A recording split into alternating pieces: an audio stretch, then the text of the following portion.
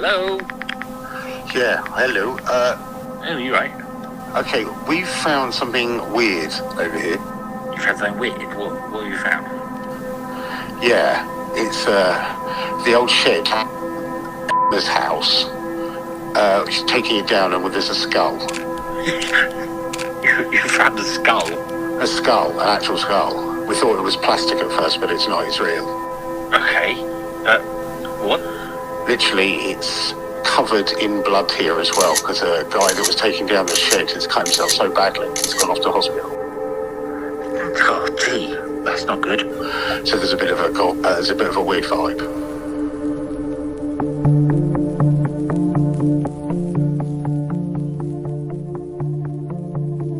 Last of the Cornish Piskies by Shadow Tor Paranormal.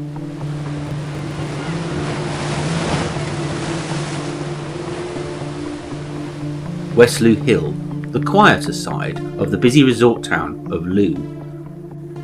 A place where things have barely changed in centuries. The small community has a few surviving shops, as time and tide lap at the ancient port, once known as Port Bayan. At its heart, the ancient pub, the Jolly Sailor Inn, over 600 years old.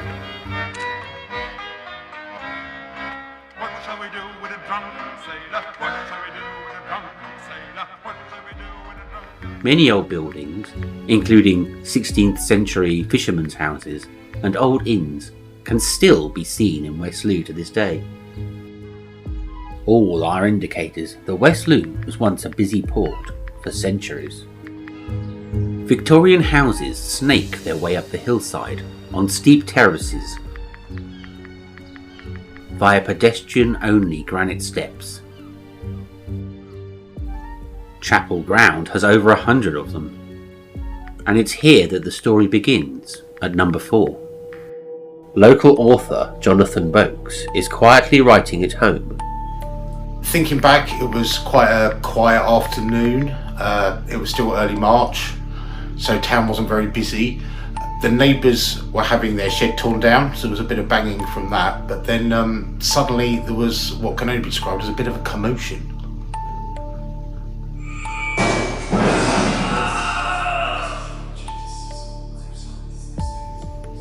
There was a bit of a panic. I heard the sound of a glass smashing, quite a large piece of glass. And kind of, we know most of our neighbours, especially over at Seaview. They're quite good friends. We've known them for years. So I thought it was a good case basically to probably pop over and check out what was going on, because it, like I say, it was a loud smash of glass. The time is 3:43. The old shed that was there was kind of like a wonky old thing. It was made of wood and glass, quite large pieces of glass, quite thin bits of wood painted green. There was all ivy kind of like growing on the inside of the glass, and on the outside it was one of those sheds you just can't even see into. Obviously the plan was to have the whole thing completely demolished, and that's what they'd set the builder Jamie his task to do, which was destroy the whole thing pretty much in an afternoon. But he had a horrible accident. One of the sheets of glass, basically, he was rushed off to hospital immediately to get stitches on his hand. And it had us all thinking kind of like, oh, you know, freak accident, what's going on there? And obviously there was blood splatters everywhere, so it was kind of a disturbing scene already. So I kind of thought, oh, I may as well have a look in the shed. It's somewhere weirdly that's always given off slightly, I don't know, creepy vibes. I think it's because you can't see into it, and it's literally just stacked full of junk from several decades. So I thought it would be a good idea to have a quick look. And so I leant over the side, looking down into the shed floor. There was a few old tools, an old oil can or something was scattered on the floor. And then, yeah, that's when I saw it. And that's when I found Matt.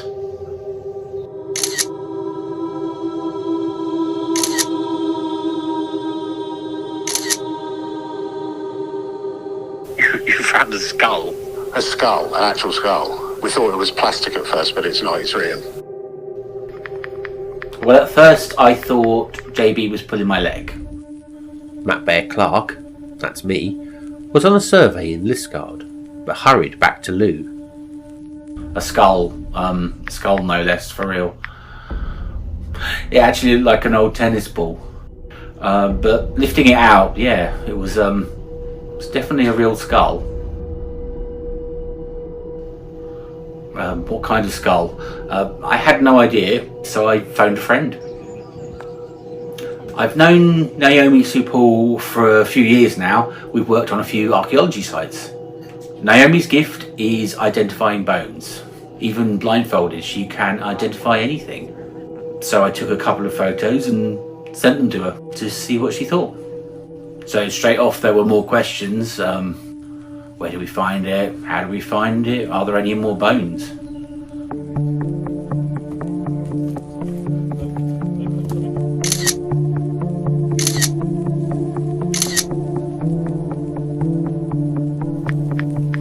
It is 5:30.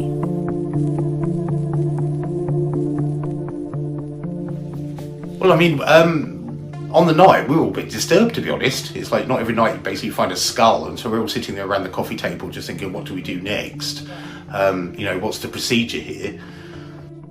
And we did kind of feel like we'd found something strange straight off, just from the teeth, the size of the skull, the size of the eye sockets. There was just something very odd about it.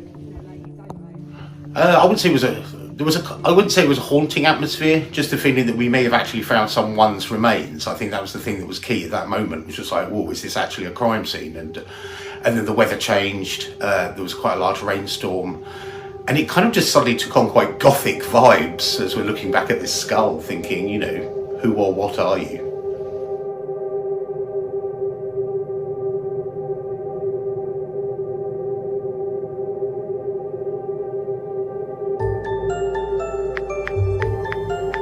It is now 7:30. Yeah, so Naomi had some doubts, so I bagged and tagged the skull, trying to preserve what was there, preserve the scene, as it were. I felt it was pretty important to preserve the remains. The shed was falling down, it was being taken down anyway. The rain was inbound, so yeah, I thought we needed to get it sealed up. Naomi had shown her boss the skull. We were trying to work out what it was, and her boss had then notified some of the pathology police, and I had a call from Exeter to ask me to take some photos. They wanted to look and investigate what was there and how it had been found.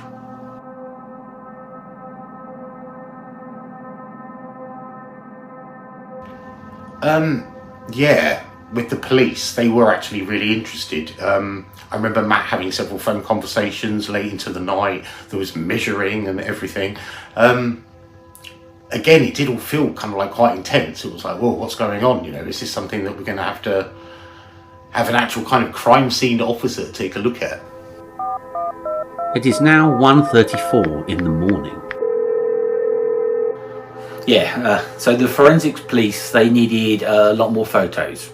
So they were on the phone 2 in the morning. We were taking measured photographs using the scale rules we use for archaeology finds, and sending them through to Exeter to have a look then and there.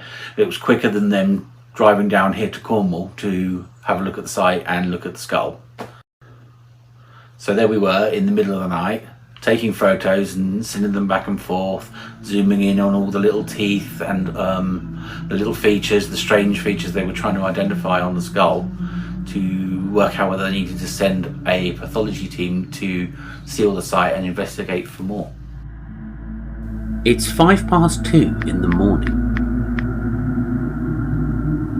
The town is silent.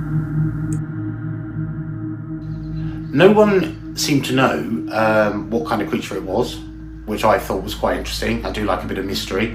But it's cool but weird. It's like, well, why has no one identified it? Are we on top of these kind of things? Don't we know what kind of monkey it is, or primate? Is it a mutant? So it was me that nicknamed it basically the Piskie skull. Is it the last Piskie of Cornwall? Basically, we found its skull. And then that pretty much was it. And then we sent it off to Naomi to have a better look at it, to clear up the identification.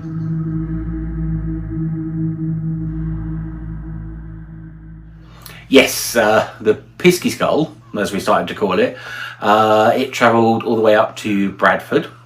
So Naomi had a better look at it, studied it under the microscope, and she had it commissioned for a full CT scan, and she was sending on photos and scan results to Q and to other experts to try and identify what it was.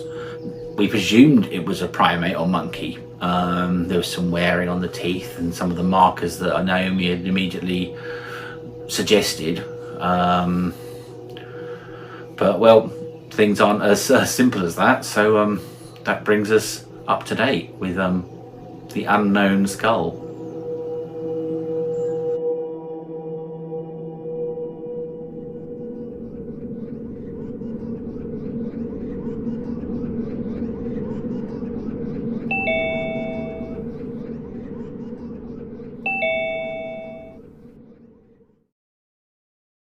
Hello, Naomi. Thank you for joining our meeting. We would like to do a little recap on our friend in the corner here.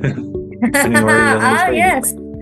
Yes, our little buddy there. Yeah, well, what a story this was. Do you want to kick off on how you came to me with this? Jonathan spotted the skull sitting on the floor in a building that was being demolished. 5 minutes later, I gave you a phone call. Yeah, and that's where I entered stage left, as it were. Yeah, I mean, it's not unusual for me, working in archaeozoology. It's really not unusual on a daily basis for people to send me photographs of bones, like, oh, what's this? We found this, da da da. So when you sent me a picture and it popped up, I was like, oh, very, very quickly, because the picture you sent, it didn't have a scale to it, and you were like, yeah, we found this in an abandoned building. Well, of course, for half a nanosecond, I thought, oh, heck, this is possibly human.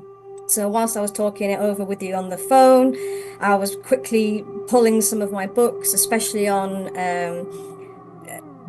children, that sort of child skeletal biology, because their skulls and bodies are very different. We're all very different when we're little to how we appear as adults. But even though I was slightly panicking, going, oh no, you may have to call a coroner or something, straight away looking at the skull, I was like, well, the eye sockets, there was a few things that went off for me. The eye sockets are very large, really, really large, which seemed a little bit odd, but not completely unusual, especially if an individual has some kind of illness or pathology. But then the more pictures you sent through, I could see the sutures in the top of the head, they were fused together. So that didn't add up for a child, for a start. Then once you turned it over and I could see some of the teeth, and some of the teeth do look fairly human-like, but after you turn the skull over, two things gave it away. So if you imagine, if you open your mouth and you had a look in the mirror, sort of the shape of your upper palate. The arch shape. The arch, yes. So in humans, we have something called a parabolic arcade. So that's sort of the shape that we have. In primates, it's narrower. So it looked more like that. And the other big thing was the hole in the bottom of the skull, which is called the foramen magnum. So that's where our spinal column goes through, and that's where our head sits. And in a human, it's fairly central, whereas this one, as I remember rightly, was further towards the back. So after going through the Rolodex of things that are always in my head when assessing any kind of bone, that's sort of the conclusion I came to. I can't remember at the time if I said to call somebody or ring a coroner, just in case it needed to be logged. But we ended up with the police asking for photos at 2 a.m. And pathology people from Exeter wanting to have a look. It was really, really strange, and I'm really glad that it wasn't a human. But this happens quite a lot in archaeology, especially when new crime sites are found. Archaeologists are called in to help to identify if it's animal, if it's human, and sort of take it from there. So it wasn't an unusual request, but I must admit my heart did stop slightly when that photograph first came through. Like, have a look at this. Yeah. It's handy having an on-call bone expert, but you don't normally expect an unusual, unidentified creature turning up on the doorstep. In terms of being unidentified, we still don't quite know what it is. Is that right? That's right. I made some inquiries with the Natural History Museum, so it is some kind of small primate. I had a look at a few species, but couldn't quite narrow it down. It had some traits of some species, but others didn't quite match up. But yeah, it's a cute little thing. I really, really do want to figure out what species it is, and we will get an answer. I'm not going to give up on it. We've got two working theories with the local folklore. We have the hobgoblins that used to live at the top of West Looe Downs, Okay. and we have the Piskies. So they are two contenders for it being the last remaining Piskie of West Looe, or a hobgoblin from the Downs. I'd love it if it was. I love the term Piskie as well. So is that the same as pixie, or is it something slightly different? Is that more of a Cornish way of saying I it? think Piskie is the Cornish version of pixie, in the same way that Devon has cream cheese the wrong way around. Well, it's quite fitting then if it is a little pixie Piskie, because it's just like me. I'm not very big either. But yeah, It's such a strange thing. We will figure out what this is. The mystery continues for now. Thank you very much. Absolutely no I'll speak to you problem. soon. All right. Bye. Bye. Naomi also had a good question. Is Looe near any zoos or sanctuaries for tropical species, especially primates?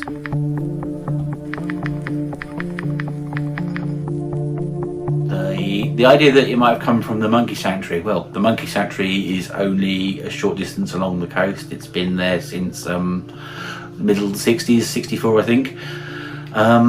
So the dates match, but the species hasn't been identified and doesn't, I think, match anything they've ever had.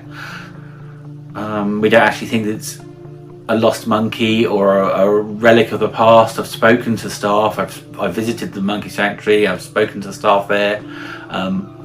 They can't shed any light onto the mystery of the Piskie skull, as we call it.